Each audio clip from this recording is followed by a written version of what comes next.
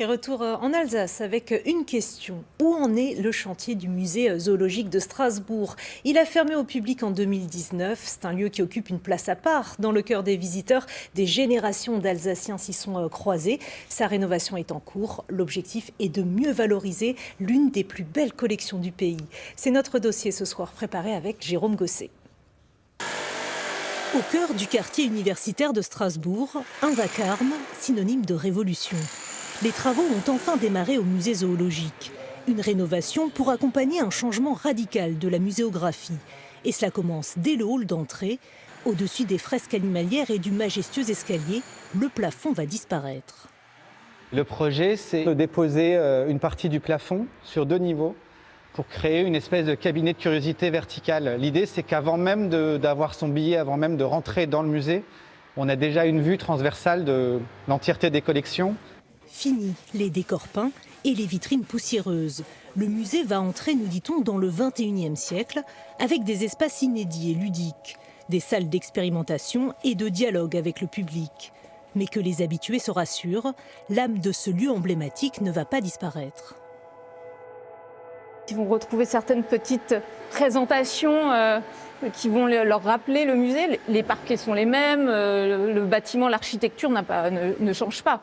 Donc je pense que l'esprit des lieux restera là. Mais en même temps, on emmène quelque chose de plus contemporain et de très participatif. Avant de débuter les travaux, il a fallu déménager l'intégralité des collections. Seuls 4 spécimens sont restés à demeure. Voilà la bête. Parmi eux, l'éléphant de mer. Ces 500 kilos ont eu raison des déménageurs.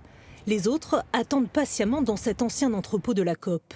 Près de 1 200 000 spécimens réunis sur un même plateau. Un tableau inouï, presque irréel.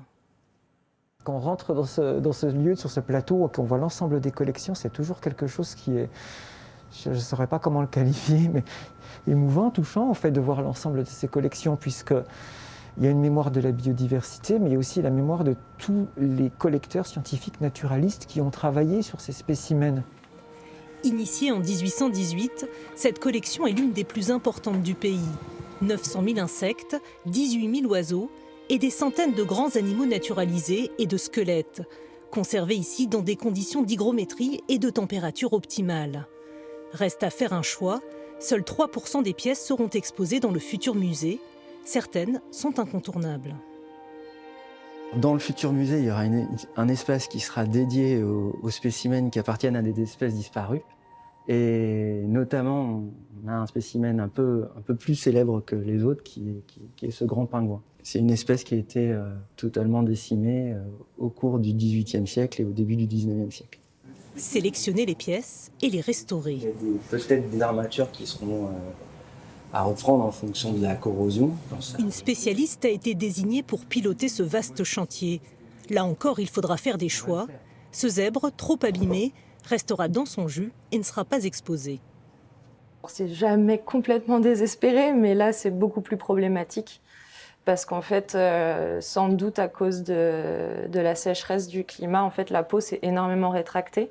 Les interventions, c'est plus compliqué, c'est plus visible déjà, donc ça, c'est pas aussi esthétique. Et en plus, ça peut aussi risquer de fragiliser le spécimen. 15 millions d'euros, c'est le prix de ce nouveau musée voulu par la ville et l'université. La route est encore longue.